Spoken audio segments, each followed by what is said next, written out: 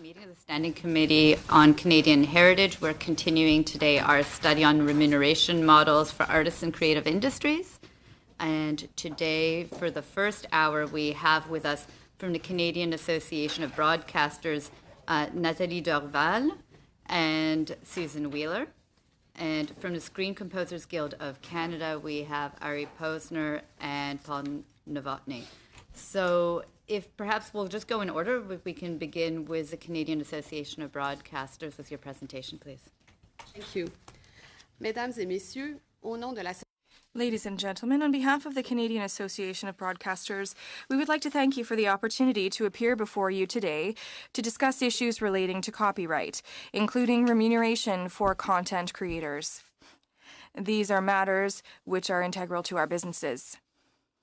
Remains a popular source for local entertainment, but it is also a critical source of news and information to Canadians from large urban centers with diverse ethnic populations to the most rural, remote, and First Nation communities. It shares our stories and our music with Canadians, young, old, in their cars, on their phone, and online, or simply in their homes. From emergency alerting to local news in a variety of languages, radio connects communities. In fact, radio is one of the sole sources of local news and culture in rural and remote communities across Canada, many of which have already felt the sting of local newspaper and television closures. Radio also plays a key role in maintaining the health of the Canadian music ecosystem. Not only is private radio the #1 source for discovering Canadian music, it is also the #1 source of funding for the development, promotion, and the export of Canadian musical talent. Last year alone, private radio contributed $47 million in Canadian content development funding, to the majority of which was directed to country's 4 largest music funding agencies, Factor, Musique Action, Radio Star Maker Fund, and Fonds Radio Star. These agencies provide critical support to Canadian music labels and artists to create, promote, and export their music internationally and across our vast country. Nous sommes fiers du rôle important joué par... We are proud of the role we have played in helping to create the vibrant and successful community of internationally successful music artists our country enjoys today. We are also very proud of the local star systems we have created in the communities we serve, which was achieved through steady investment in local broadcast talent and the content they create every day that keeps our listeners tuning in. We believe our continued investment in local talent is a key differentiator and plays a critical role in attracting local audiences in a very crowded media environment where we compete with regulated and unregulated players. The role of this committee is to review aspects of the Copyright Act that may impact remunerations to artists. In this context, we would like to emphasize that the music industry is a broad ecosystem that involves artists creating music, record labels, marketing and selling the music, and radio in its unique position to promote the music. It is critically important that the government exercise great care before tampering with this ecosystem. It is also critically important that a distinction be drawn between remuneration to artists and remuneration to the predominantly US-owned multinational record labels that appear before you purporting to represent artists. Indeed, it was refreshing last week to see a successful artist like Brian Adam appear before you and speak clearly from the artist perspective. The proposals he made to you give voice to the distinction between artists and labels. Nous croyons que la loi sur le droit d'auteur, dans sa forme actuelle, établit un juste équilibre entre la nécessité, d'une part, de veiller à ce que les artistes soient rémunérés. We understand that the role of committee is to review the aspects of the Community Act that impact remuneration to artists. We need to invest in local artists. Under Section 68.1 of the Act provides important support for local radio stations by mandating that radio will pay neighboring rates of $100 on the first $1.25 million in revenue, and then pay a higher rate through a percentage of advertising revenue, which is set by the Copyright Board of Canada. So while the rate structure for neighboring rights payment is subject to this special measure, as Parliament intended in 1998, the music industry still collects over $91 million in copyright payments from private radio each year. If Parliament agrees to amend the Copyright Act by removing this exemption, the primary beneficiaries will be the multinational record labels who are proposing it. Under the existing neighboring rights regime, payments are collected 50-50 between performers and record labels. Where any money flows from there is unclear and worth further discussion before any amendments to the Act are contemplated. From publicly available information is that Resound, the copyright collective responsible for distributing neighboring rights payment, takes 14% off the top in administrative fees before anyone gets paid. Of the remaining amounts, the music industry has carefully concealed where that money might go. For example, in the English market, based on radio repertoire, we estimate that of the performer's share, after administration costs are deducted, 15% goes to international performers and 28% goes to Canadian performers. Of the labels portion, no less than 41% goes to multinational record labels, with Canadian labels receiving only about 2%. What this tells you is that multinational record labels will be the primary beneficiaries of the proposed change to Section 68.1 at the cost of local Canadian businesses. The multinational record labels are also asking you to change the definition of sound recording in the Act to extract additional royalty payments from television broadcasters. In fact, the labels are attempting to squeeze out an additional payment for the use of music from broadcasters, distributors, and digital platforms in a television program that has already been paid for upfront by the producers of that program. Quite simply, they are asking us to pay twice for the same product, otherwise known as double dipping. La définition actuelle. The current definition of sound recording was carefully worded to reflect the contractual realities of the audiovisual production sector. This was confirmed by the Supreme Court of Canada in a 2012 decision. Any consideration of adding new costs on conventional television broadcasters or on the digital sector should be rejected, as it would diminish Canadian broadcasters' ability to invest in Canadian productions by shifting more than $50 million into the hands of foreign-owned corporations. The Canadian Association of Broadcasters respectfully urge the committee to reject any proposed amendment to the Copyright Act that would harm the Canadian broadcasting sector and jeopardize the important service that local broadcasters provide to Canadians.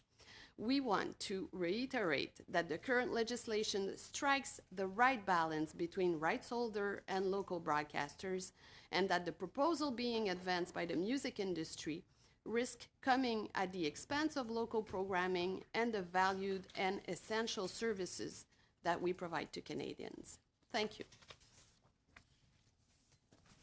Thank you for that. We will now go to the Screen Composers Guild of Canada, please. Bonjour, and Good morning. my name is Paul Novotny, and beside me is my colleague Ari Posner, and we represent the Screen Composers Guild of Canada, the SCGC. The SCGC is the industry's national not-for-profit professional trade association. And we represent the interests of our members with regards to communicating to producers, broadcasters, and government agencies. The SCGC was formed in 1980 and since 2003 has been certified under the federal status of the Artist Act. Now, what we do screen composers create original music for film, television, and documentary. And that media is exported internationally around the world. Unlike Bryan Adams, you may not know our names until today, but you may very well know our work. So I'm going to invite Ari to tell you a little bit about what he's been doing. Thank you, Paul. So I'm just going to list a couple of quick examples of my work. Hopefully you might be familiar with some of them. One of the shows that people know me for is actually a radio show. It's called Under the Influence, which is hosted by Terry O'Reilly. He's been doing that show for 13 seasons, and I'm lucky that every week when he does it, he says my name at the end and music by Ari Posner. That's where most people actually know me from. But the irony is that I've mostly made my living from doing scoring work for television and for film. Quite a few years ago, in 2010, 2011, I was working with a colleague in Toronto, and we scored the show called Flashpoint, which was a big hit for Canada, and it was a landmark show because it kind of opened the floodgates to the US for us to be able to start exporting some of our content onto the bigger networks down there. Flashpoint was a landmark show for Canada. It was also a landmark show for my career, for sure. Currently, I'm working with the same collaborator back in Toronto on a show called Anne with an E, which is a reimagined version of Lucy Maud Montgomery's story, Anne of Green Gables. Anne with an E just premiered its second season this past Sunday on CBC. It's been greenlit for a third season already, and most pertinent to what we're here to talk about today is it's airing around the world in 190 countries on Netflix. Some of the broadcast properties that I've been involved with over my career include CBC The Hour with George Strombolopoulos. I wrote the music for that show. CBC News Now, and CBC The National. And 17 years ago, when the 9/11 attacks occurred, it was my music that underscored CBC's reporting of that horrific incident. So I'd like to tell you about how screen composers uniquely locate themselves in the production ecosystem. Firstly, screen composers are the first owners of their copyrights. Like screenwriters, screen composers are recognized as key creative individuals, and this is a big separation for us. Our copyright policy currently splits ownership into two types of royalties for us. We get public performance royalties, and we get reproduction royalties. Now, these music composer rights live alongside a separate bundle of the motion picture copyrights that are all embedded together into the one media property.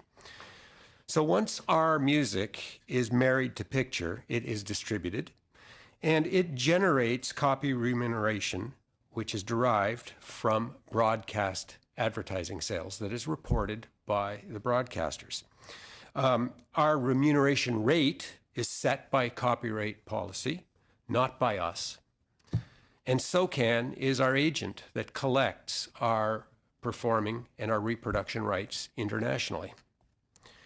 That is the 20th century model of copyright for screen composers. Further, you may ask, well, how is our money derived from advertising? Well, public performance and reproduction rights are calculated on a percentage of quarterly reported advertising sales from the broadcaster. So let's see how this is working in the 21st century. Ari, can you tell us your story with regards to Anne with an E? Yeah, so as I said, Anne with an E is a very good example of what people in my business are facing right now, because it's not working. That model is not working as it should. Copyright is kind of broken in that way. And I can give you very specific numbers about that. I mean, Anne with an E, Netflix reported Anne with an E to be the fourth most binge-watched show on their network in 2017. That's a pretty large statistic. That means that millions and millions of people from all over the world are watching and enjoying the show. And they're watching it fast. You know, they're binge watching it. It means they're downloading, watching it, right? And, you know, yes, it's playing on CBC, and I do see some broadcast royalties from CBC, but that's the only place that it's playing terrestrially. Everywhere else in the world, it's on Netflix. I've seen, I can tell you, a staggering drop in the remuneration for that property, up to, I would say, close to 95%. As if it were playing terrestrially in all those places, it would be a massive, massive difference. And there's, you know, SOCAN, who is the advocate for someone like me, really has no way to get behind those closed doors of Netflix. Netflix will not give them the data that they need in order for them to properly tabulate the views and actually turn it into a proper remuneration model. And Paul has some experience also with YouTube that he's going to talk about. Yeah, my sort of latest story is a film that I wrote music for a young Canadian upcoming film director and writer by the name of Cleo Tellier. Her film, Mishka, which was about teen pregnancy, basically got posted on YouTube on April 22nd of this year. Mishka has achieved over 20 million YouTube views since April 22nd.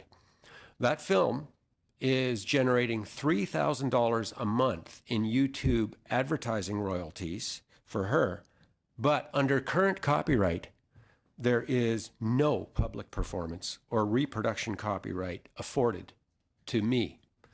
I spoke with SOCAN about it, and they can't even indicate as to whether or not any level of proportionate remuneration will come back to me. So Ari and I are telling you these stories, but we're also asking, like every other screen composer, what has happened to public performance and reproduction royalties in the 21st century for screen composers? Well, what we're telling you today is they've become insignificant or they don't even exist. And the reason why is because the money has moved to subscription. So what can we do? We don't want to come here and complain. We want to bring ideas. So in the age-old adage of business, we're suggesting that copyright policy follows the money. Copyright remuneration policy must be augmented to include and gather money from subscription services. So, we have an idea. We'd like to suggest a new subscription copyright levy, and it's inspired by an existing blank media levy. We're referring to this as the SCGC copyright model. And here's the basic idea. There's been no econometric analysis of this. It is purely a principle, but I would like to explain how we think it could work. An ISP subscription levy that would provide a minimum or provide a basic 15 gigabytes of data per Canadian household a month that would be unlevied. Lots of room for households to be able to do internet transactions, business, and share photos, download a few things, emails, no problem. But my own personal experience is that in my family, when you're downloading and consuming over 15 gigabytes of data a month, you're likely streaming Spotify. You're likely streaming YouTube. You're likely streaming Netflix. And so we think because the FANG companies will not give us access to the numbers that they have, we have to apply a broad-based levy. They're forcing us to. I'll move through this.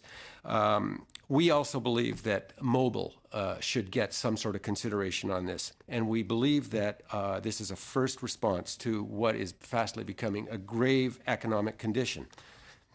So the value gap is real.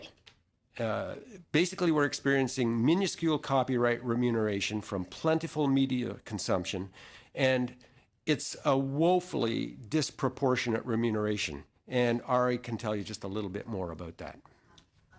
Unfortunately, because you're at pretty much the edge of your time, you might have to try and bring that out through the question and answer period. Sure. Okay. Yeah. So if I have like your 10, 15 seconds kind of closing, but then we'll move right into questions. I would just like to finish with this, if it's okay. And this is just a quick quote by JFK. And he said, "The life of the arts, far from being an interruption, a distraction in the life of a nation, is very close to the center of a nation's purpose and is a test of the quality of a nation's civilization." I'd like you all in this room to consider that if Canadian creators' rights are not better protected in the digital age, we have a country where people will be totally discouraged from pursuing a career in the arts, and I truly believe our country will be less rich for it. Thank you. Alors maintenant, nous allons commencer notre période. Now we will start our question and answer period, and we will start with Mr. Hogue, please.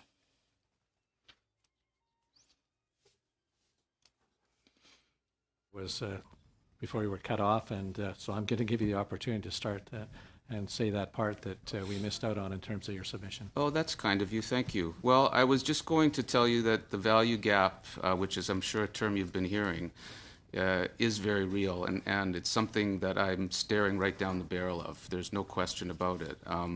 I think one of the reasons the Screen Composers Guild asked me in particular to be here is because I'm right in the middle of my career. I'll be 48 years old this year. I have 3 young kids. I have a mortgage. I take a vacation or 2 if we can afford it a year. I do not live an extravagant or luxurious lifestyle by any stretch. But the only way that I've been able to get this far is because of the value of my intellectual property, which are the scores that I've composed. And those are what have allowed me to sustain and nurture a career and a family. If I had to just operate based on the front-end fees that I get paid for the work that I do, it would be impossible to sustain or nurture a career. That downstream revenue is so important to someone like me. And here I am working on Anne with an E, which is by far the most popular thing I've ever worked on, and I'm seeing less money than anything I've ever worked on before. And so I feel like there's something there in the ecosystem that is unbalanced. And I do feel that it's copyright, that if government can intervene with copyright to make it stronger and bring it up to speed with the times and the rest of the world, we have a chance of bringing back some fairness and some balance into that ecosystem.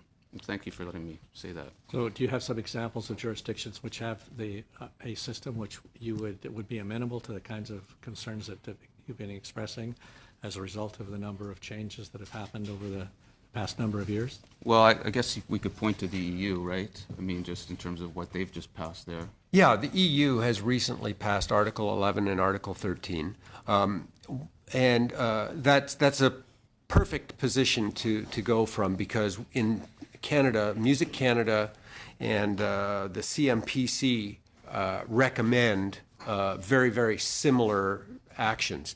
However, the levy that we're proposing has not been done anywhere yet. This is a brand new idea, and we honestly hope that it can be considered. We think it's a solution for the world, and we would envision and we would hope that the government of Canada could adopt what I call a techno-moral responsibility for copyright, to advocate moves like this to the rest of the world and find other nations that are willing to subscribe to these kinds of ideas. And because Netflix is global, and essentially the old 20th century copyright system it's fragmented from country to country. So I think a big part of Canada's view for what are the principles of copyright in the future are we have to seek other nations that have the same values for their creators, and we have to create unions around that, because it's the only way to stand up to a global like Netflix, Amazon, or YouTube. And ultimately, as creators, we want to work with those entities. We're not adverse to them. We want to share in the royalty, and that's what the 21st century copyright should be about, is equivalence. And right now, we're just getting the short end of the stick. Techno-moral. Techno-moral. Interesting juxtaposition of words. Yes. Ms. I Dorval, can tell you more about that. There's a book I'm reading that is enlightening me on that. Ms. Dorval, you made reference to saying that any changes to the copyright now would be problematic, that you felt that there was a right balance between performers and broadcasters. Could you elucidate that a little more so I get a better grasp and understanding of why there aren't some significant changes necessary within that framework? Yeah, what we're saying is that the current balance achieving the copyright in terms of broadcasters' contribution with remuneration to artists, we believe is fair. Obviously, when we listen to that, we get the sense that the issue is not so much within the regulated broadcasting industry, but as you can see, the money is moving. And as we were saying, this is a ecosystem, and what these artists are feeling is that, you know, their royalty is a portion of advertising revenue, and the broadcasting industries is seeing these advertising revenues moving to online platforms, which is another issue. So I guess this ecosystem is moving, and I do not think that the solution is to change provision that affects radio broadcasters who are largely already supporting the Canadian artists in Canada. So you made reference to the EU and the strategies there, and you feel that's internationally the best example in existence at this point, and you think you can augment that and it would be more effective if there was the levy added to it. Is that a fair interpretation of your submission? Very. You have 1 minute left. That's fine. Thank you. Perfect. Thank you. Alors, nous continuons maintenant avec des... We are continuing with Mr. Blaney, please. Thank you very much, Madam Chair. And thank you to our witnesses. Thank you, Mr. Posner and Mr. Novotny, who clearly described the change in paradigm and the collecting of royalties on multimedia platforms. I would like to turn to Ms. Dorval to ask you. Ms. Dorval, you talk about Section 68.1. You said that it's as if you said that revenue is coming from this section. Can you explain your perspective and particularly for smaller radio stations? I have 2 independent radio stations in my ridings. How would they be affected by the measure to remove this provision? Thank you for your question. Well, we often have a tendency to see radio in a vacuum. When we go to communities, we talk about the remuneration of artists mainly, and radio is definitely a medium that supports artists and culture in Canada. But we also have an important role to play. We are in the area of fake news, and it is important for the sake of healthy democracy to have access to reliable news, and that's an important role played by private radio in Canada.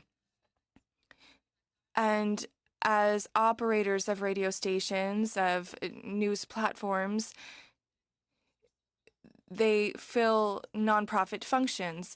So these are small radio stations that are members of larger networks of broad radio stations, and it allows the larger radio stations to subsidize the operations that are less profitable, like providing news and information across Canada. Despite the $100 that helps smaller stations, which represent about 60% of radio stations in the Canadian Association of Broadcasters, there is still $91 million in subsidies a year. So what we are asking is that this exemption of $100 on the first $1.5 million.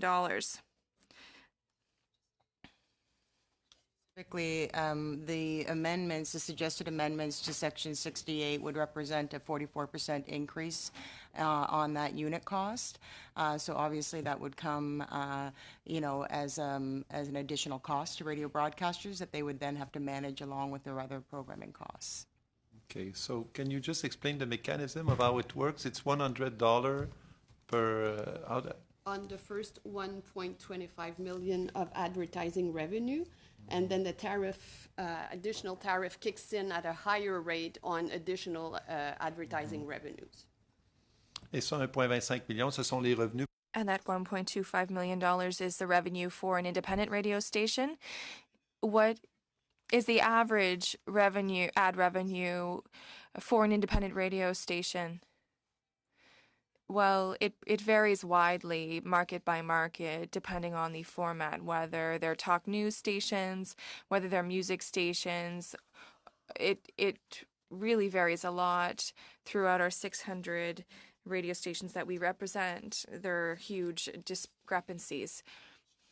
And I think it's you, whether Mr. Novotny, that the artists who produce Mishka, the movie, get $3,000 per month of revenue, but this revenue is not, I would say, is not trickling through the different those who own the right, the creative right. So, are there any possibility that this 3,000 could be either increased directly from from in this case, I believe this is Netflix, or trickle to those who have contributed to the right, to those who are part of the package of owning the right of this creation? That's an excellent question, and the bottom line is there's no system in place for it at this point. So I don't know how much everybody in the room knows about the way Google runs its business and the way people who post videos on YouTube monetize their work. I don't know all that much about it, but the bottom line is if you get a lot of views, there is a proportional remuneration that comes from their advertising model that goes to the filmmaker. But that completely sidesteps the tradition of public performance royalty and reproduction right. When I spoke with SOCAN, I said, well, is there a way that we can, how is this going to work for the future? And said, we don't know. We can't get any information from them. Netflix is very, very tight about what it is that they release, as we all know. YouTube, it's a similar situation. So Ari and I discussed this so much when we were coming here. They are forcing us to look at a broad-based sort of response to the way they're treating our marketplace. And that's what inspired this idea of looking at the blank media levy. So I can't think of a way. But I might add to that it would be preferable if there could be far more transparency in what's going on, right? Because that would allow the performance rights organizations like SOCAN to be able to actually see the data and be able to help remunerate properly. Absolutely, I understand. So what you're saying in a nutshell is that in an ideal world, if there were possibilities to get more transparency on the way this $3,000 in this case is coming from and distributed, that would be the ideal way. Absolutely. Okay, thank you. Yeah. See. Et puis maintenant, nous continuons avec... And now we will continue with Mr. Nantel for 5 minutes. Thank you, Madam Chair.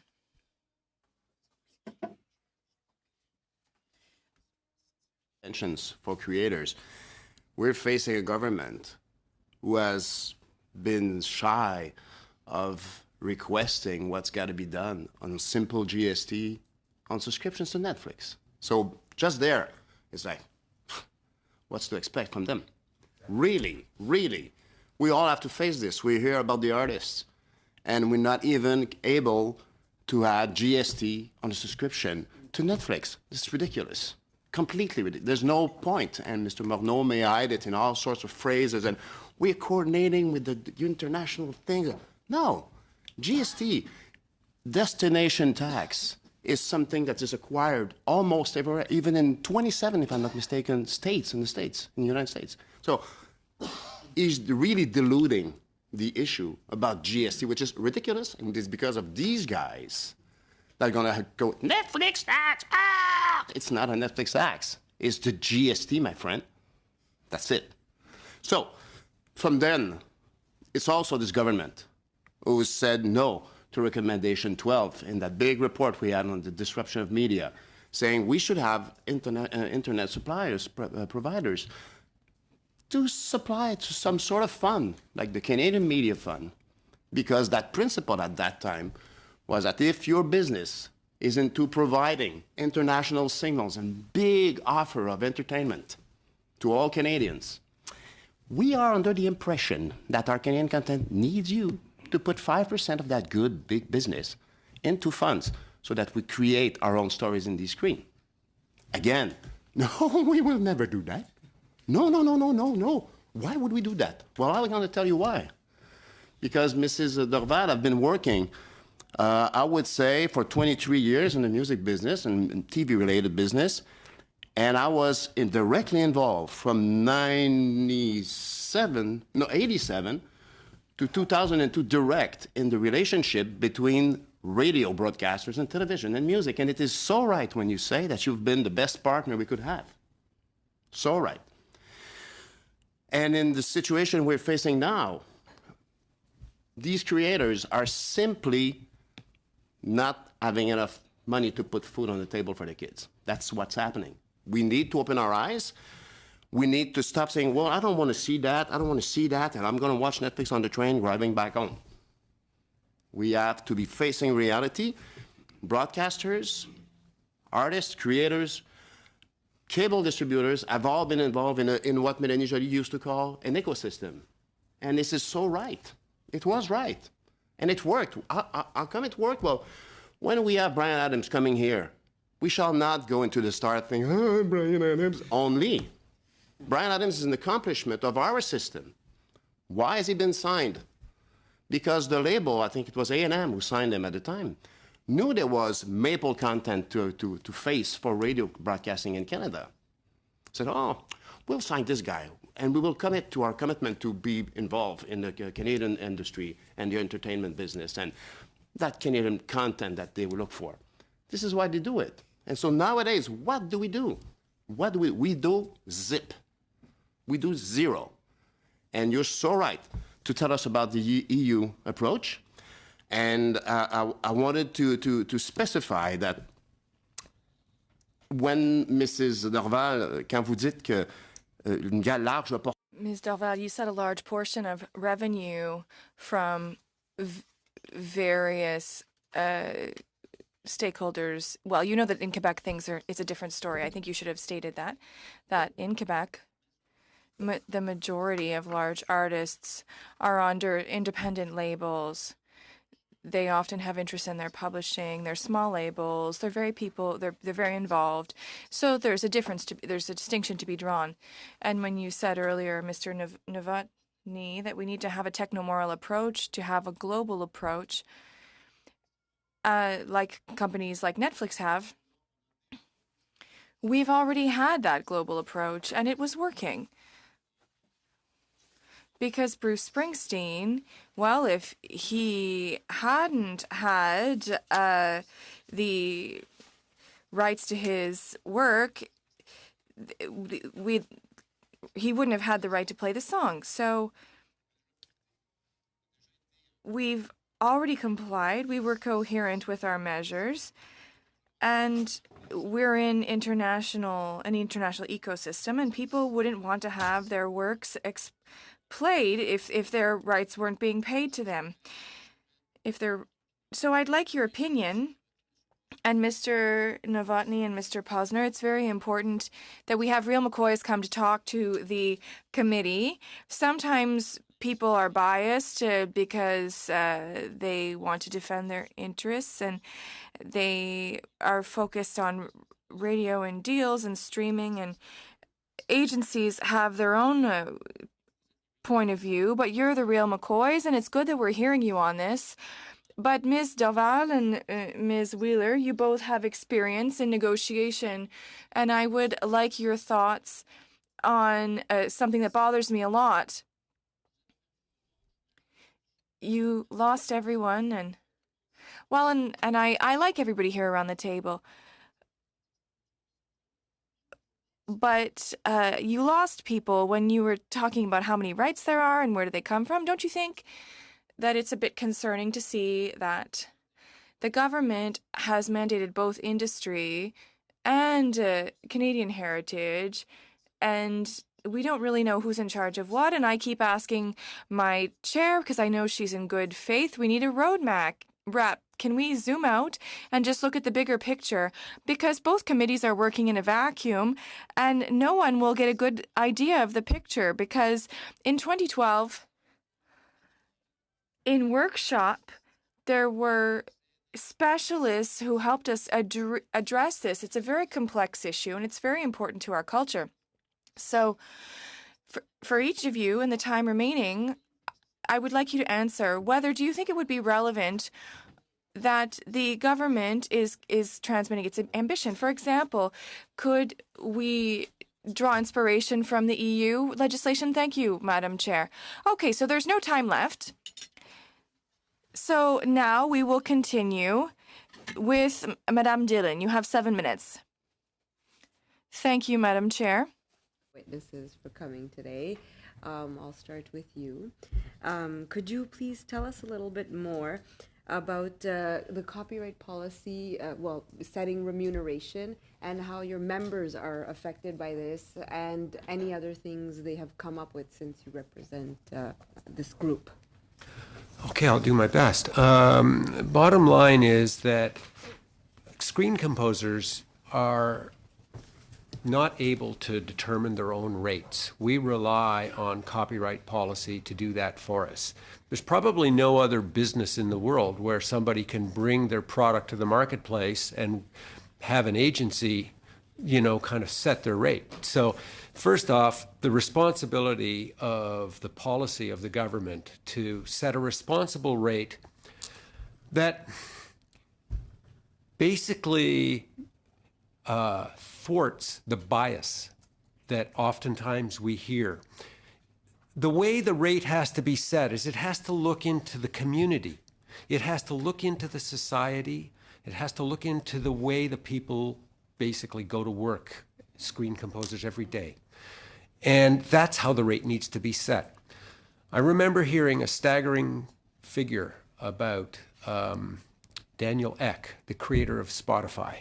When it first became an entity that was streaming music around the world, there were publications of his salary, being the owner and the creator of that service, where he was making, as it was reported, around $24 to $25 million a year. And I remember in the same year looking at what Gordon Nixon was making as the CEO of the director of the Royal Bank of Canada, which was about $12 million. And I looked at the list of all the other people in Spotify, and all the directors, they were all in the double-digit millions. And artists were making nothing. And you know that story. Dan Hill said something to me once. When two songwriters come into a room and they embark on writing a song together, there's no discussion about, well, I own that word, I own that word, I wrote that melody, I wrote that motif or that theme. No. We drop those things at the door, and it's a 50-50 deal. If there are 3 songwriters that collaborate, it's just understood that it's a 3-way deal, because you can't track those small differences. What screen composers, songwriters are faced with is a really badly biased situation, where all of the media companies that are delivering the data over their pipes are making a lot of money comparatively to us. The services that are subscribing them, like Netflix, etc., we're seeing that kind of remuneration to the directors. We want a fair deal. And copyright is the shepherd of our creative industry. It basically is like Mother Nature. If you read the paper that we authored, our vision is that a techno-moral and virtuous copyright policy will observe when there's imbalance in the system that is leading to extinction of some of the players somewhere in that ecosystem.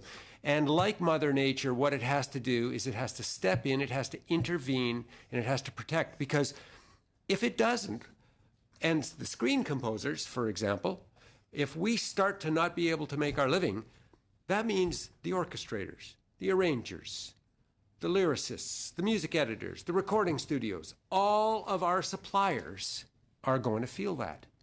So we have to right this problem.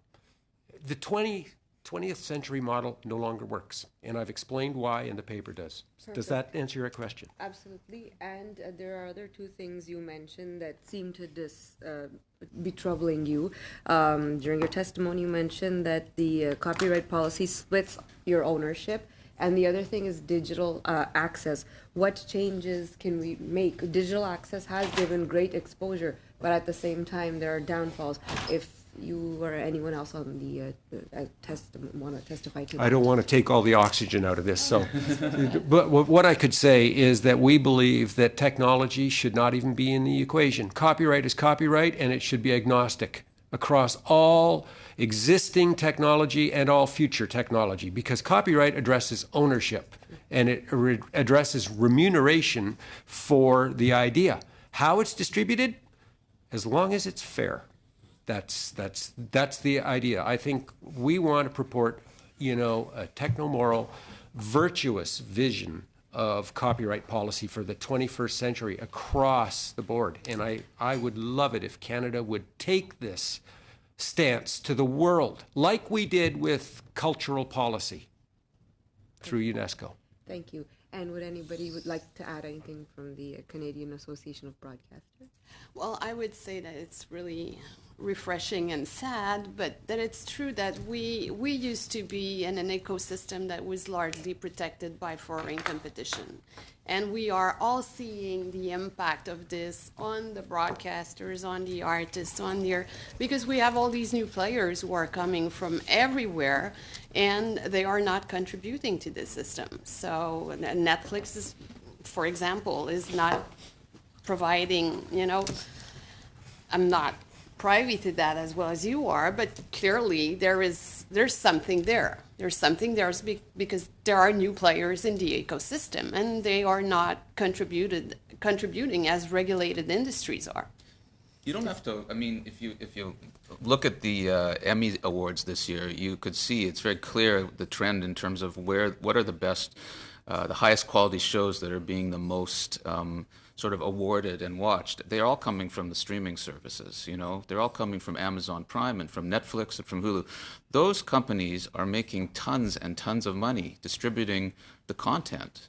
And like more money than ever before, but it's not being fairly shared. And we need to be able to look at that in a different way and say, how can we see what's going on behind closed doors, have access to that information, and make sure that the creators' rights are protected. Perfect. That is the end of your time. We will be going to Mr. Shields, please, for 5 minutes. Thank you, and I'll share it with Mr. Udega here. Just a couple of questions I have. Really appreciate you being here, the witnesses here. Going to Canadian Broadcast Association, we haven't heard from major record labels yet, as you suggested we might have. They haven't been here, so when you suggested we may have heard their side. But we have heard a lot of artists talking about the 1.25. I don't think anybody has not brought it up. So you have a partnership, but one of your partners that you have the partnership with sure doesn't like it. So how is your relationship with that partnership if they are totally opposed to your position? Well, that's really interesting. I'd like to thank Monsieur Nantel for bringing the difference. It is true there's a difference between the English market and the French market, but what we're saying about this exemption, and it's really helping small local business radio station. But what we were trying to say in that text that maybe I've lost you somewhere, because it's true that it was complicated. When you look at that, actually the record labels are getting most of that money. So even though you try to increase these royalties from radio, it's just most of it is gonna flow out of the country.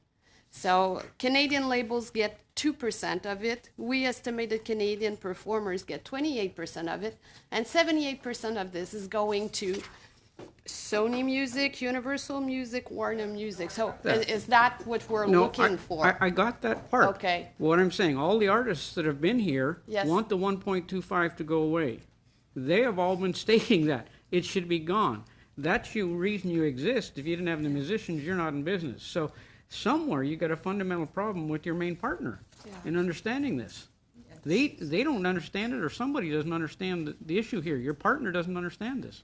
So I believe you have had witnesses from Music Canada and from Resound appear before you. Both of those organizations are controlled and owned by the major record labels. They have brought artists in before you. Those artists, I believe, were speaking to a different issue because those artists were not played on the radio. So they wouldn't have received the royalties that we're actually talking about here today. They obviously have other interests that they wanted to speak to you about that are very important to them, but for this particular issue, what we're saying is that the majority of the increase would flow outside of Canada. I got and that. I think that is, one of the considerations in contemplating the right balance is that you have to consider that this is money that is currently being spent on local Canadian programming as opposed to going outside of the country. I'm just thinking partners got a problem in a sense when they tell us something different. I think the partnership between the labels and the artists is something that needs to be looked at. Right now, they have to split that remuneration 50-50. That's prescribed under copyright legislation. So if there's a willingness to rebalance that, then certainly that split could be looked at in favor of the artist. Okay, thanks. Go ahead. Well, thank you, Madam Chair. It's interesting. When I was growing up, I went out and bought I'm not going to say 8-track, but 8-track, cassette, and CDs, and so on and so forth. But it was easy to track. There was a means where the artist can say, yeah, you sold X amount of CDs, where's my revenue? Where's my remuneration? But I know my children, they're grew up in a digital age. They're getting stuff from wherever. There's their gray area markets. And I'm not saying they're doing that, but there's so much options, and a lot of this revenue is not realized. So how do we police the digital era right now? I mean, it's a struggle because the file sharing and everything else really does affect the artists and whoever owns the copyright a lot of issues. Can you comment on that? If you go could ahead. just, In a minute. Okay. Well, I can just tell you that Netflix, for example, they know how many people watch their shows. They know more than that. They know when you get up to go to the bathroom. They know when you hit pause and when you started it again, and how fast you went through that series. They have all that information. I can't speak so in such a sure way about YouTube, and YouTube is a place where all the kids go to watch videos and listen to music. But that's a company that is making a lot of money from content that's being uploaded and not being protected properly. How do you police it? That's a very good question. Well, if I could add something to that, the idea that we have for a levy to go on ISP is a very good way to start addressing that, because it's going to basically derive something from stream ripping, which is a big problem. And when people post on YouTube, et cetera, they're consuming data to watch it. So it might not be a perfect system, but it is, like I say, the first step to start to balance the equation. And that would be perhaps the cleanest answer. Okay, so we'll be going for our final questions, and nous allons avec Monsieur Breton, s'il vous plaît, pour 5 minutes. Mr. Breton, you have 5 minutes. Thank you, Madam Chair. My first question is for Mr. Posner. Obviously, with the new players and digital content, it accentuates. Do you have interpretation? Okay, so I'll just start my question again. With all of the new players and digital content in recent years, or in the last few years, obviously you have some revenue. How long have you been working in the sector? How many years? OK. Alors, ça fait quand même plusieurs... So you've been in the field for many years now as a creator. How have your revenues evolved in the last 25 years? Do you need to work harder to make ends meet? How has this worked exactly? There's definitely been a decreasing trend in the revenue from SOCAN, who collects, that advertising money, and it's not rocket science why. I mean, that money is moving elsewhere, and so I do find now that a lot of the jobs that are coming my way, and this is significant, is shows that are going to be streaming, shows that are going to be on Netflix. A lot of the production that's happening in Toronto, where I live, are shows that are either going to be partnered with Netflix or they're going to only be on Netflix. And I'm kind of going, well, I got to do the job. I mean, if I don't take Netflix jobs, I'm going to put myself out of business. So I got to do the job. But I now know that, okay, I'm going to be working for whatever I'm getting paid up front, and hopefully some small change that's going to come down, later on. It's very troubling. It's very troubling for someone in my position. Donc, ce que je comprends, c'est que depuis 25 ans. So what I've understood is that in the last 25 years, you've been working as hard, if not harder, than you did, and your revenues have dropped because of the digital environment. Is that correct? Yes, completely accurate. Très bien. Thank you. Ms. Dorval, thank you again for your presentation. You responded in part to Mr. Hoag's question earlier in your recommendation, and I just want to make sure that I properly understood. The recommendation that you made is to not make any changes to the Copyright Act. Is that correct? And the second part of my question is this. Were you around in 2012 for the reform of copyright, or your organization in any case? And are the recommendations that you made in 2012 the same as the ones you're making now? First of all, thank you for your question. When we talk about not touching the Copyright Act, we mean that we think that the proposals put forward to eliminate the exemption under Section 68.1 and to change the definition of sound recording should not be pursued, because we think that a balance has been achieved and that it would be counterproductive for Canada and radio stations and artists to meddle in these provisions which have struck a balance. Secondly, in 2012, we were in the industry, but we didn't necessarily appear before your committee. We think that work has been done since then. It's always difficult.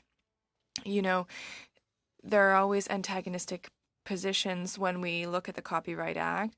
We think good work was done, but often when no one is happy, it means when everyone is unhappy, it means that it's successful. So that's why we think that a good balance was struck from the perspective of the contribution of radio broadcasters.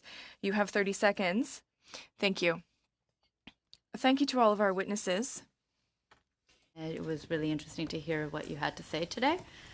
We are going to suspend briefly while we change over to our next set of witnesses. Thank you.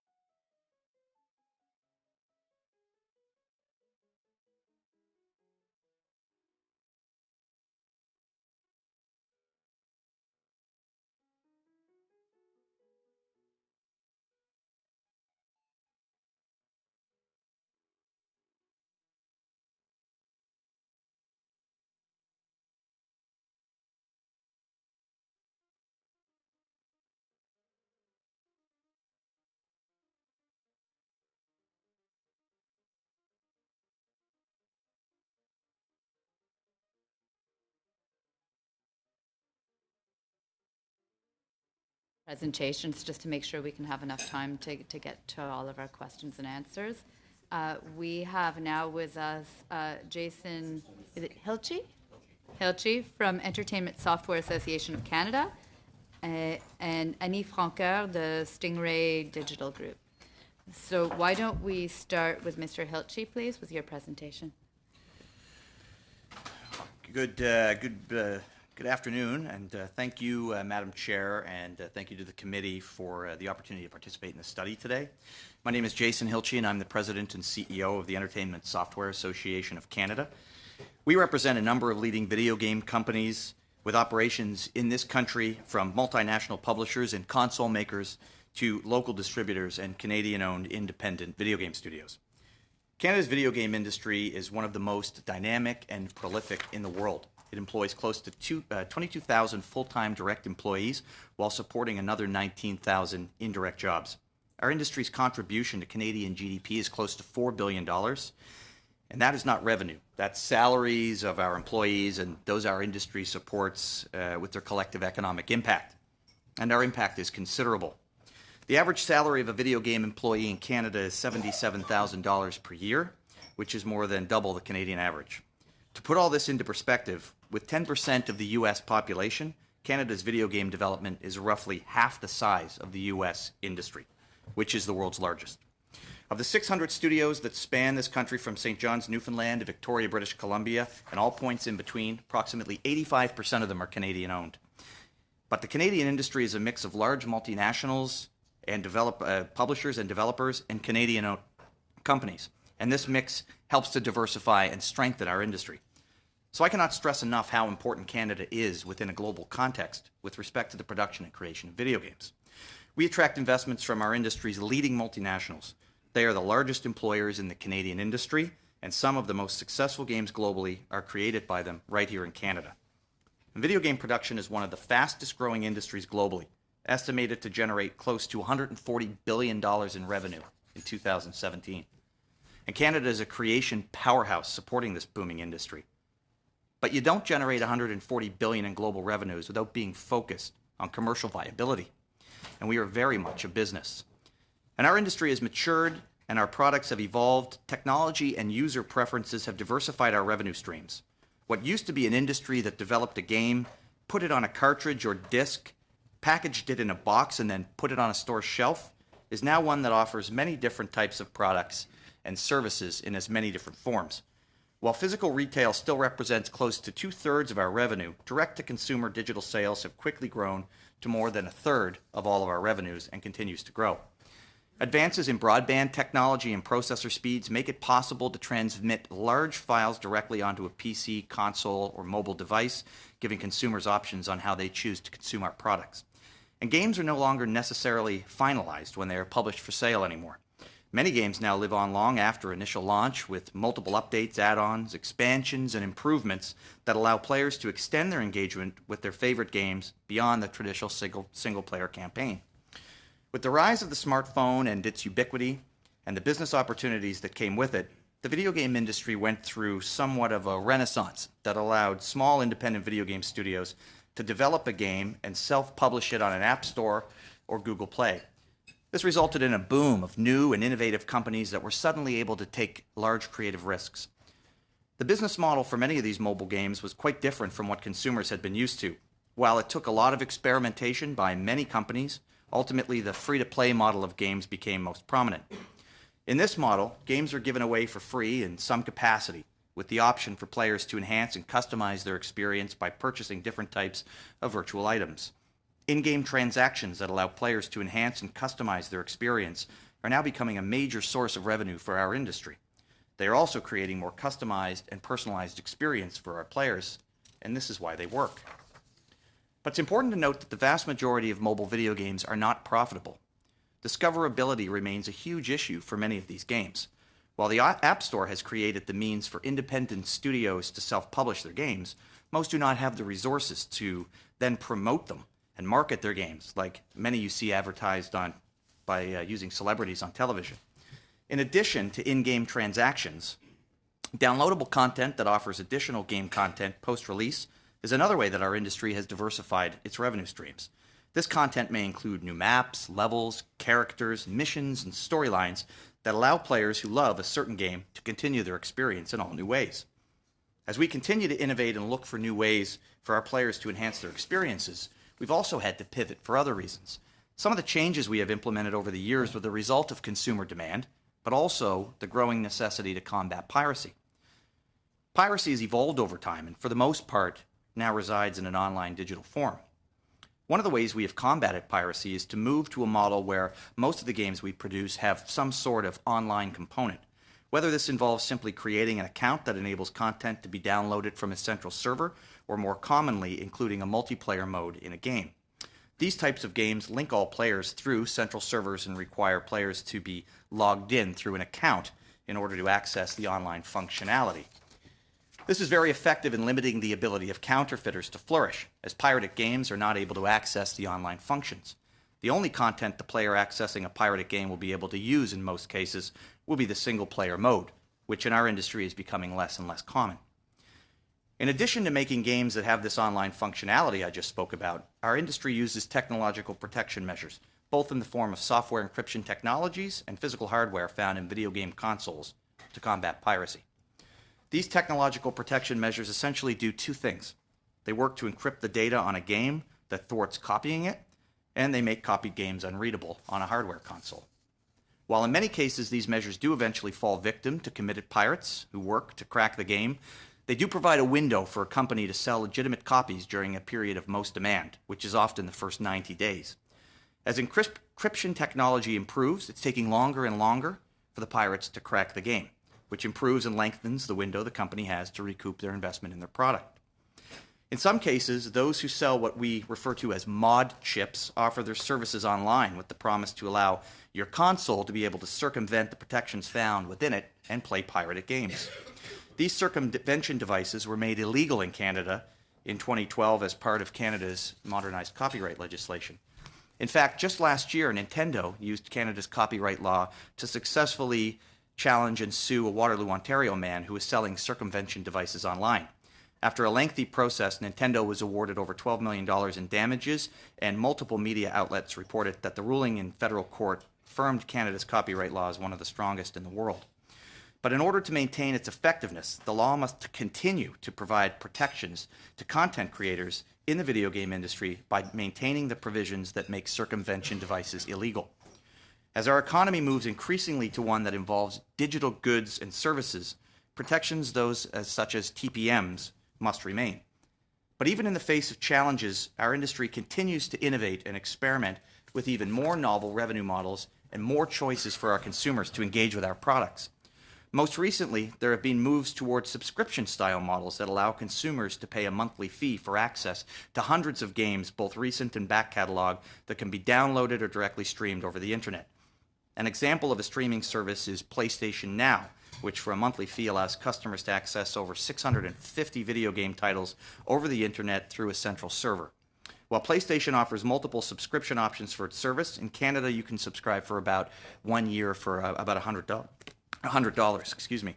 Just recently, Microsoft announced its new Xbox All Access service, which is different from PlayStation Now in that it offers a bundle of items that includes the Xbox console itself, an Xbox Live membership that enables online and community functionality, and an Xbox Game Pass that offers access to more than 100 games available for direct digital download. Microsoft is offering this service for a monthly subscription fee in a variety of forms. So as you can see, the video game industry is constantly evolving the way it engages with its consumers by working to find the best ways to give players the ability to choose, because it really is all about choice when it comes to commercial success. There is a direct connection between remuneration models in our industry and how consumers want to access our content. Video game consumers don't want the industry to tell them how to access our products. We have learned over the years to listen to them and successfully adapt our products accordingly. While there is still more to learn, our industry is proud of the way we put our players first, and this has certainly helped create gameplay experiences that are what the players want, as well as remuneration models that work for our industry. Thank you. Thank you. And now we will go to Annie Francoeur from Stingray Digital Group, please. Bonjour, mesdames et messieurs. Au nom Good morning, ladies and gentlemen. On behalf of Stingray Digital Group, I would like to thank you for your invitation to come participate in the discussion on the remuneration models for artists and creative industries tied with copyright and particularly in the music industry, which is where Stingray works. Stingray was founded in 2006. Its headquarters is in Montreal, and it employs 340 people in Canada. We distribute our services not only in Canada, but also overseas. Throughout all of our services, so we reach roughly 400 million homes or subscribers in 156 countries, and we also serve 12,000 commercial clients, which represents 78,000 businesses. For 2018, 47% of business for Stingray's business came from Canada. But the more successful it becomes overseas, the more Canadian industry artists benefit from this. Stingray has an audio service, music service, which includes 2,000 channels. We also have a number of on-demand services with video clips, karaoke, concerts, and other products available online, as well as over a dozen television stations like Sing Festival, Sting Ambiance, and so on and so forth. We also offer music and digital posting services at commercial establishments under Stingray businesses. Our services are offered on a number of digital platforms, such as cable or satellite television, internet, mobile applications, video game consoles, in-flight entertainment systems, Sonos, and others. Over 100 music experts around the world are responsible for programming the various services and programs. That's what distinguishes us from a number of other music services who use algorithms to select content offered to clients. The programming of Stingray channels is adapted to the local market and the demographics of the market. Out of need, we are also a technology company. We have a significant catalog of digital offerings, and the delivery of this content on a number of platforms and in different markets requires us to be at the avant-garde of technology. We have invested a number of $1 million in research and development to remain competitive and to keep clientele. Stingray and it participates actively in the development and promotion of Canadian content. During the last broadcast year, Stingray has spent approximately $379,000 in Canadian content development initiatives, which includes payment to associations like Factor, Musique Action, and the Community Radio Fund of Canada, but also awards at music events and festivals, artist performance fees, workshop, educational sessions, etc.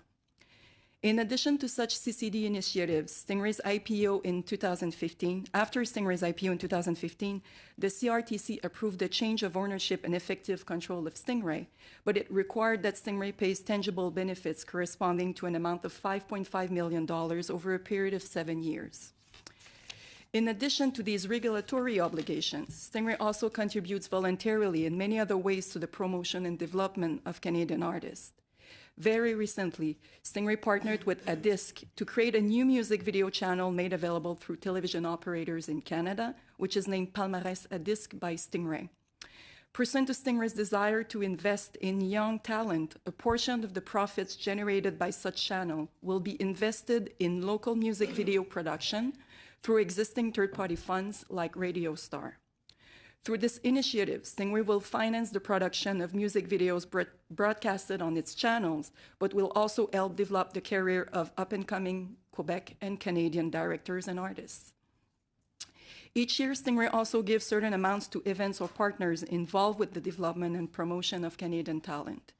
For example, Stingray has been a regular sponsor of panels at Les Rencontres de la Disque and other similar events. Stingray also produces the series Pause Play, which consists of exclusive interviews and intimate performance of popular and emerging artists recorded live to promote their new album or tour. Such recordings are then made available by Stingray on social media platforms and channels to offer important exposure for these artists. We also offer editorial coverage on the Stingray blog about album reviews, concert reviews, etc. If you allow me, I have allergies, and I need to, sorry about that.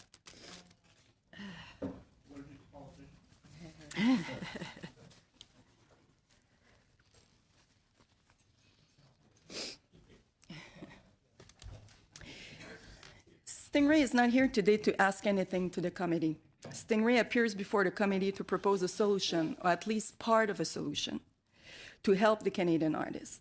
We believe that some unregulated industries should be regulated.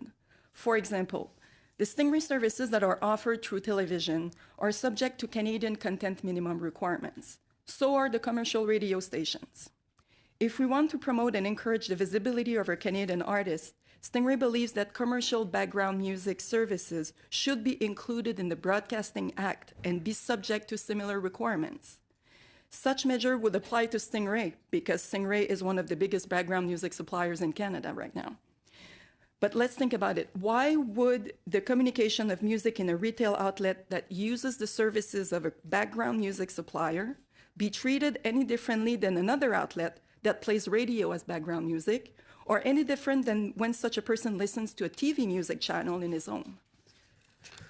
We submit that no such distinction should be made, and we have made the same submission before the CRTC in our comments on future programming distribution models in February 2018. We strongly believe that our proposal can provide Canadian artists with excellent promotional platforms and as well as additional revenues. Thank you. Merci. Et puis maintenant, on va commencer avec notre période. Thank you, and now we will start with our question and answer period, starting with Mr. Boissonneau. Thank you very much, Madam Chair. I will start. It's rare that we have people who come to committee with a solution and not with a request. We made a calculation of what artists receive from YouTube and other streaming services, and I tried to calculate the minimum salary of $2,400 a month. For YouTube, it takes 16.8 million a month to achieve that amount, and on another platform, it's 9.7 million clicks for the same salary. That's a lot for an artist to survive on. What percentage is it on Stingray? Unfortunately, we don't have that information available because Stingray is not a completely interactive service like someone who goes on a platform like YouTube or Spotify. We don't do business directly with rights holders, but we pay our royalties through collective management societies. So SOCAN distributes the royalties, so we don't have visibility on that. So we're not sure exactly how much it represents for users. Briefly in English, the stream ripping process, did that impact you? No, not for now. It is a concept that I am familiar with, but for now we have not seen any impacts, and we're not aware of any stream ripping on our services. How would that actually put more money in the pockets of artists that are using the Stingray platform? Parce qu'à l'heure actuelle, si on regarde par exemple notre service PODO. Currently, if you look at Stingray on television, we have an obligation to offer on Canadian channels. Well, first of all, there is an obligation for each non-Canadian channel needs to have a Canadian channel. And then on Canadian channel, 35% of content must be Canadian. There is no similar obligation, and I'm setting aside other obligations concerning Francophone content. There is no obligation currently for basic music service providers to offer Canadian content. So if we wanted to create a provision, it would be that the 35% of the content in stores should be Canadian. Therefore, the royalties would be paid to SOCAN. In your experience, do Francophone artists receive more money than Anglophone artists thanks to programs that exist in Quebec? I don't have that information. A member of Parliament for Edmonton Centre. I know the doctors that started BioWare and then went on to great fame after that. And, you can go from video games to running a microbrewery. I mean, that's what one of my colleagues did. That's what Greg did. My question for you is, when musical works are used in video games, how are artists remunerated? And is that industry standard? And if not, how could it be improved? So, each video game company would have their own agreements with the music that they would license, but they would all go through licensing that music and paying for it upfront before the game is made, and in most cases, and would all be done through agencies and rights holders groups and things like that. So, very rarely would it be done in an informal capacity. So, I think it would be best to speak to individual companies about what they do. But I know, for instance, that if they have music in a game, it is licensed and it's done in the proper process. And do you have statistics on the number of people that the video games industry employs in Canada? And if not, could you send those to us after? Yeah, we employ 22,000 direct employees, and then we support another 19,000 indirect employees, and those would be people who are working because of the video game industry, such as motion capture artists and musicians in some cases who do work on the games and so forth. So, but would also involve all sorts of other different people. So it's just over 40,000 direct and indirect employees in Canada. And where are your video game hotspots in the country? Would be in Quebec, Ontario, and British Columbia, primarily in Montreal, Toronto, and Vancouver. But Edmonton is growing. So we're continuing to support that growth. A question for you. You mentioned piracy. Mm-hmm. Are there other things that this committee should be concerned of, or is that primarily the work of our colleagues over at industry? I also sit on the Justice and Human Rights Committee, so I'm interested in what we can do for extraterritorial pirates. The laws of Canada are limited, but if you have suggestions for this committee to look at, I'm interested. Well, the ability to prosecute these people in Canadian courts when we find them in Canada was a huge step forward for us. Like I said, our members have already utilized that law in order to tackle one that was a prolific mod chip seller for a number of years. But look, I would certainly include thoughts in any subsequent submission that we put in. But for us, and I'm in front of Industry Committee next week as well. And our main ask is to ensure that the technological protection measures do remain in any review of the Copyright Modernization Act. Merci. Annie, est-ce que vous avez d'autres suggestions? Thank you. Annie, do you have any other suggestions on the issue of how we can put more money in the pockets of artists? Well, we made some proposals to the CRTC. We think that there should be further regulation of other industries that are not currently regulated. We observed with concern that cable distributors have set up boxes that are much more advanced than a few years ago, and they allow them to offer applications or of Netflix and other services that are not regulated. So we made a proposal to the CRTC where we said, from the point in which you have a setup, all the content should be subject to the same regulations. So if you want to, for example, set aside music because your music offering will be offered by Spotify or Apple Music, it should be subject to the same Canadian content and Francophone content requirements. Thank you to both of you. And now we will continue with Mr. Blaney. Thank you very much, Madam Chair, and welcome to the committee. And I would like to congratulate you. You represent Canadian businesses that are very high performing. We have a lot of them in Quebec. And you are businesses that are developing in a very lively sector. You've mentioned that Xbox have developed an all-access service as well as PlayStation. And you mentioned in your opening remarks that you were in a mature industry, but now it seems like could it impact the way you are distributing your video games if kids, instead of buying a game, they go and they subscribe? And so how do you see this? Is it a threat or an opportunity for your industry? So the first answer is that I think we all see it as an opportunity.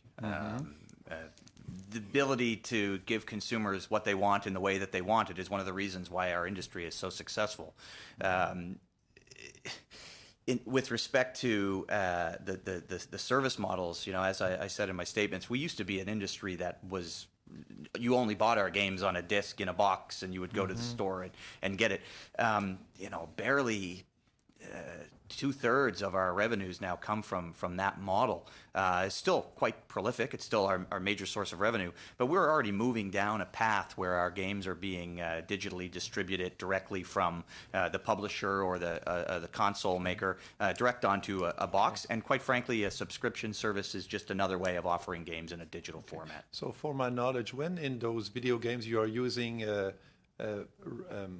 artistic material, you are paying copyright to those artists? If we were using someone else's material in the game, that wasn't already owned by the company, then the publishers and developers would have had to license that material. But if it's made by that company using internal artists that it employs, then it would be its own copyright. Okay, thank you. Madame Francard. Ms. Francard, my question for you is this. You mentioned that you made a submission before the CRTC concerning what you call background music. Can you explain what your proposal looked like? Well, there were procedures before the CRTC, the Broadcasting Notice of Consultation 2017, 359-2, which requested comments on the future of distribution models and programming. So we submitted our proposal, which included the two components that I raised in my presentation. So we don't have any follow-up. We don't know what the follow-up to that consultation was, but that was submitted last February. Thank you. I will share my time with Mr. Shields, Madam Chair. Great to have you here and listen to your information. The entertainment software. Gee, I'm an old guy. I remember the Commodore. I remember playing Pong when it came out and thought that was exciting. 8-track Pong. Oh, this is before 8-track. Trust me. But where are you going in the future? Because gaming is changing drastically to an audience watching league format that's changing drastically in the sense of where it's going. How do you view that change in the industry as we now see stadiums full of people watching game players? Well, one could make an argument that is now an industry of its own. I think the CEO of the Canadian Olympic Committee just left his job 2 weeks ago to become the head of an esports team in Toronto. So that says something.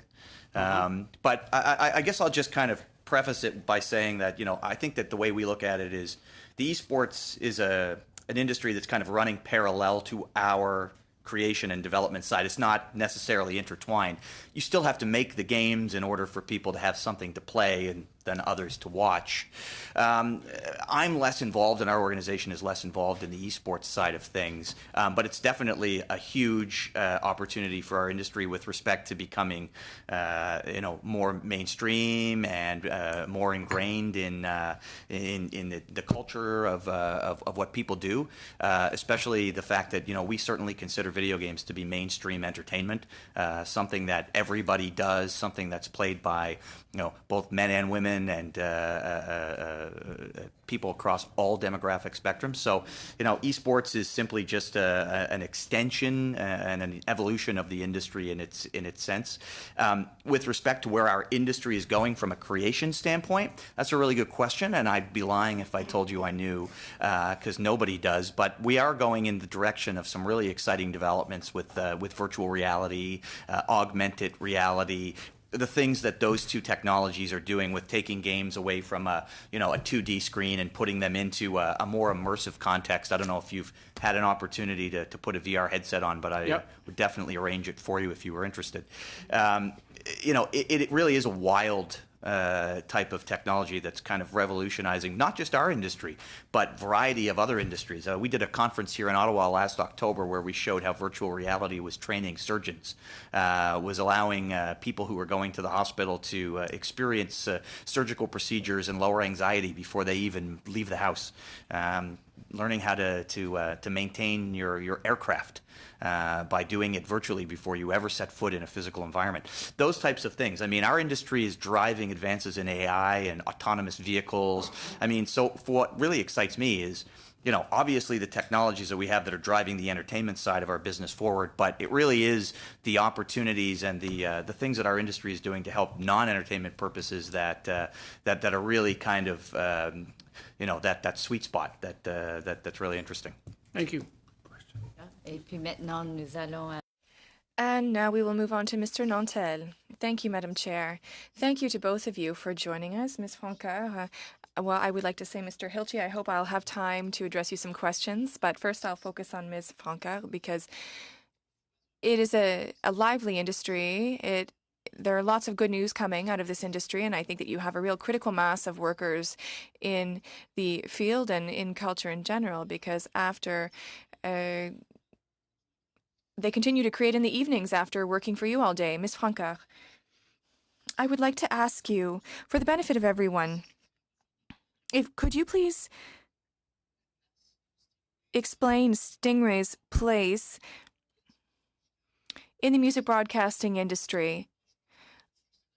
And your success is huge, probably. I knew Henry Vandenhogen at Mix 96, and you worked with Galaxy. This Stingray service is somewhat of a new playing ground. It's a corporate service. You can't subscribe to Stingray, but businesses can subscribe to your music. You're talking about the commercial component. Yes. A business can decide to play radio, put its own music on, or it can subscribe to a music provider that will offer programming or choose an existing channel. And Stingray is one of those services. So yes, a contract is drafted with the client for that service, and we pay the royalties to the artists instead of the client. Okay, so if you go into a restaurant or a boutique and there's a SOCAN sticker, there's a link between what they pay and you collect the royalties. Yes, there's an administrative side of that. And tell me, concerning royalties, I remember the time when we were starting Sirius XM, satellite radio, and everyone saw them as a parallel player, and they thought they weren't very important. At the end of the day, it's one of the largest players for authors, composers, and they meet with the CD industry. Do you feel like you are contributing a lot? Because in the case of Sirius FM, it has such a large presence. If a lot of people aren't listening to Francophone music, it might create a problem. Do you have do you do the same thing for Canadians overseas? It depends on the market. Our market penetration, what I mentioned earlier, that we're in 40 million homes. It depends for which service. We do this cumulatively, but in some countries, Stingray perhaps isn't available, but it will be another service like Concert TV or a classical music station. So you just need to be careful, because when we talk about Stingray music service, it's not available in all 156 countries. So concerning market penetration, Canada remains the largest market in terms of market penetration and royalty generation. But our programming, when we say that we have an obligation to offer a lot of Canadian content through regulations, those channels are also available in the United States and in Europe and elsewhere. We're not going to pull Canadian artists from our programming, and that means that it generates royalties for Canadian artists overseas that they might not have normally received. My colleague, Mr. Boissonneau, asked you a question. Your proposal, well, what we're studying is very complicated, and I would like to properly understand. You raised a proposal related to your own service. Yes, but we are the first one targeted because we are the main provider of background music services in Canada, but there are other smaller players, there are other larger players that are trying to enter the market. And if they were subject to the same obligations, there would be more royalties generated to Canadian authors and composers. There are international players coming on the ground. Well, Spotify has created a parallel service called Spotify for Business. They offer a similar service through their web platforms for commercial establishments, but they are not subject to any Canadian content minimums. Well, that's very interesting. You're right to raise that. Would you be able to send the committee more information on that particular point? Which parts of the Act could apply to which services, because I'm quite familiar with Mr. Boyko's business, but despite that, I am a bit confused. Mr. Hilchey.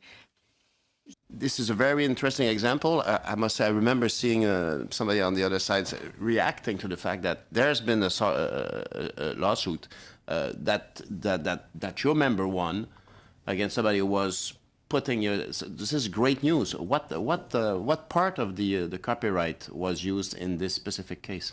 It was the section on TPMs, the fact that selling circumvention devices in Canada is illegal. Having them and selling them are illegal. I can. For the benefit of all, what's TPM? Oh, sorry, the technological protection measures. This individual was selling chips that they would then modify your video game console to allow it to play pirated goods that bypassed the encryption. Quite obvious infringement here. Sure, but prior to 2012, you could not get a judgment on those being illegal. In fact, there was a judgment in Quebec that it was not. Prior to the Copyright Act being passed. So now we actually have the ability to go after, infringers that are creating major issues. And I think the Globe and Mail said it that the judgment actually affirms the strength of the Copyright Act with respect to technological protection measures. And so that's why it's so important to us to ensure that they remain. I think I'm almost done, eh? Ouais. Well, thank you very much. Merci. D'accord. Alors, now we are going to Mr. Hogue, please, for question and answers for 7 minutes. Ms. Vancouver, you made reference. You are now. I am now. Well, you made reference to making some recommendations with respect to regulations and with respect to commercial background music. What would the impact of that be on the overall industry? I can't provide you with the information right now. This is not some information that I have, because I don't know how much revenues are generated by other music background services suppliers. So it's hard for me to establish how many royalties would be driven to the Canadian artists, but we would believe it's significant, but we don't have any numbers. Certainly, we've heard testimony from a number of composers who are saying that they get very little out of the downstream benefits that they might normally accrue to, and as we're seeing more online work, that is shrinking even more. Sorry, go ahead. Sorry, but my understanding is that most of these artists are complaining about the royalties or the lack of royalties generated by streaming services, online platform. I'm talking about the traditional delivery mechanism where we play music in stores. So I think the artists are receiving royalties through SOCAN and Resound for the use of their music in background in a commercial establishments, but I think they could receive more if we would make sure that all music services would be subject to the same minimum of Canadian requirement. So even within the framework that you're talking about in terms of Stingray, you're saying that they could receive more through that platform Definitely. as well? And so that would that take away from your revenue then, from Stingray's revenue? It would. What type of impact would you think that would have if we were to have some equitable process that was in existence prior to us getting all of this online streaming? I haven't made the calculation. It's something that we can look into if this is something that you'd be interested in having. We're certainly, obviously, with digitization and the online, we've seen a dramatic shift in the delivery systems. And through that process, there have been a number of changes to the amount of revenue that's generated by various participants in it. And it seems as though the composers are one of those which have been negatively impacted. But let me correct that. In terms of royalties, that wouldn't change how much we are paying, because we are still paying based on the tariffs that exist to SOCAN and Resound. What would change is the allocation of the amounts that we're paying. More Canadian artists would receive a portion of what we pay, as opposed to international artists. I think I understand, but Because the tariffs are built in a way that you pay either a minimum per commercial location or a percentage of revenue. So whatever we pay in royalties would remain the same. It's just that when SOCAN or ReSound distribute that money to their artists, the local artists would receive more because we have played more Canadian music as opposed to famous artists, international artists, where the money would go to SOCAN to their counterpart in the US or UK, which would then allocate to the, international artists. Mr. Hilche, you made reference to remuneration going to music that's used for background music in video games. Can you tell me a little bit about how that's represented today in terms of quantum as opposed to before we got much further into live streaming? Just to fully understand the question, how it's... Well, if we were looking at, we've been hearing about all the dramatic changes that we're all well aware of that's been happening over the last decade and probably longer, more significantly happening in the last number of years. And certainly if we look back at traditional sharing in terms of composers and game makers, those have started to shift. And I'm wondering whether or not you've seen much shift in terms of those that you would use for background music for the video games that you made reference to.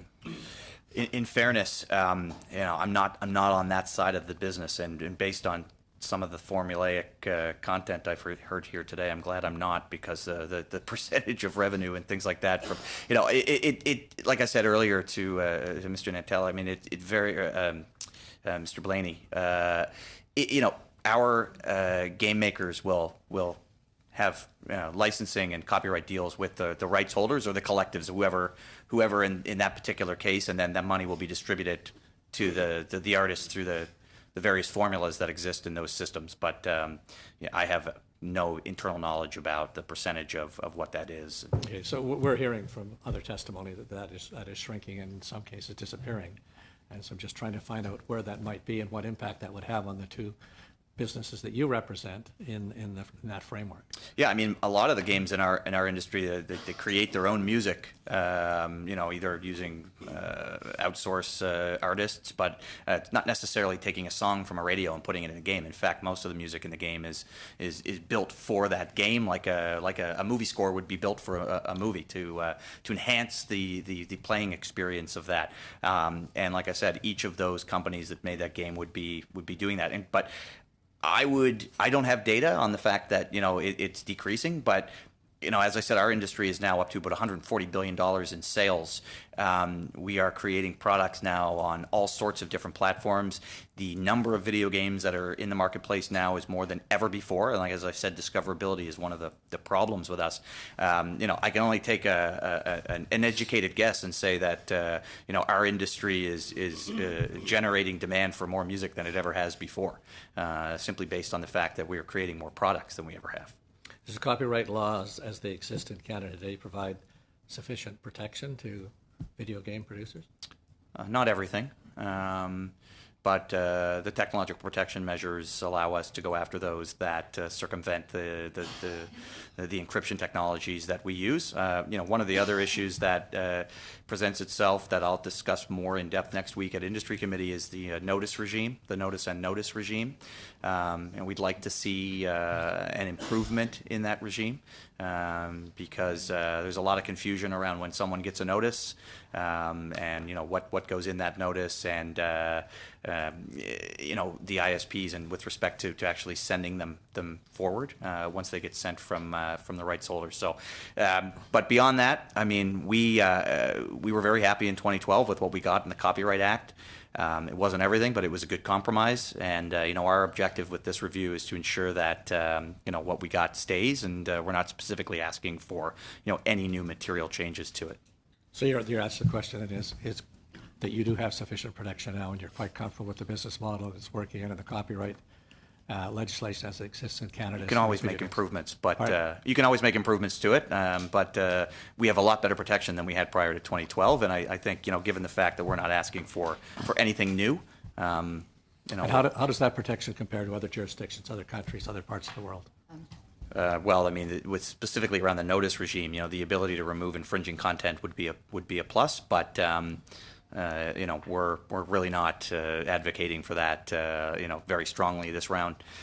For us, it's a matter of trying to get the notice and notice regime to, work efficiently and properly. All right. That was very interesting. I'm sorry though you're out of time, so I'm going to have to move to Mr. Yerdiga, please, for 5 minutes. Thank you, Madam Chair, and thank you guys for coming in today. I just want to speak a little bit on the gaming because my children grew up. When you bought the machine and the program, that was it, and they played all they wanted and kept on buying. But the new platform, it's concerning to grandparents like I am, that your grandson or granddaughter phoned you, I want a gift card.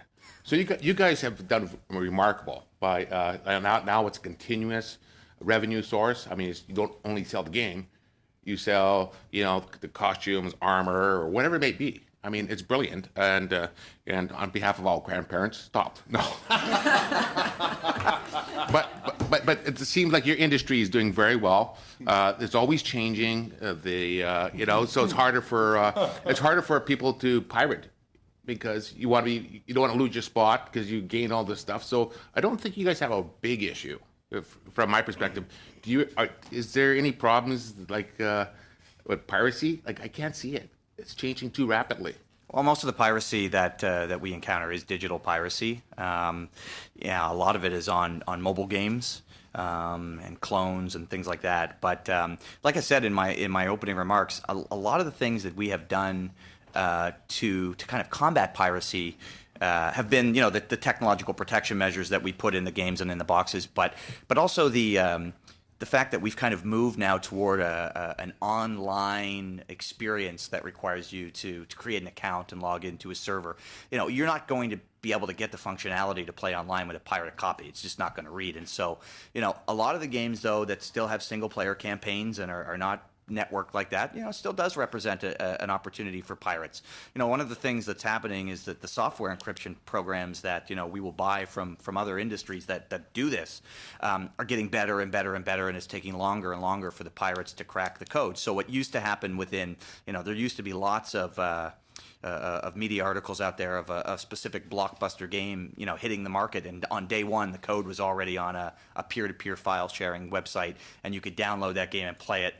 That is now taking, upwards of 30, 60, 90 days in some cases before that really ends up getting cracked. By then, you've sold the vast majority of the, of the initial demand copies that you're going to. So it's, I'm not saying it's not a problem. It is, but it's not the problem that it used to be under, physical retail. But what's in your favor is the voice and video interaction during the game. I was watching my grandson, and all of a sudden his friend appears up there and talking back and forth. Yeah. So I think those mechanisms sort of alleviated a lot of the issues of piracy because everybody's connected somehow. So I don't think a pirated copy would work. No, it won't work on the online function. So as technology is changing, but the music industry hasn't really changed. I mean, it's just from whatever apparatus you have. There's no interaction. It's just enjoying the music. Mm-hmm. So is there technology out there to protect? I mean, you can download anything you want in the gray net, I call it, to where you can get pirated music anywhere, and it's no different than you get it from a paid service. So, and I mentioned this earlier, how can we police that in the music industry? I mean, obviously you do what you can, but is technology changing to protect the industry, the music industry, or is it the same as before? It's not something it has never been an issue for Stingray. We haven't seen, obviously we've read articles, we've read people complaining about piracy. It hasn't really been an issue for Stingray. But in most cases, we have to keep in mind that Stingray is rarely, or until very recently, wasn't a B2C business. It was a B2B business. Most of our services are offered through cable operators or through services like Amazon, etc. So it's a little bit more complicated, if I may say, because we don't have the direct relationship with the end user. Okay, I think that's, thank you. All right, good. Well, thank you to both of our witnesses for your evidence today. Really appreciate it, and that will bring an end to this meeting. Thank you. Thank you.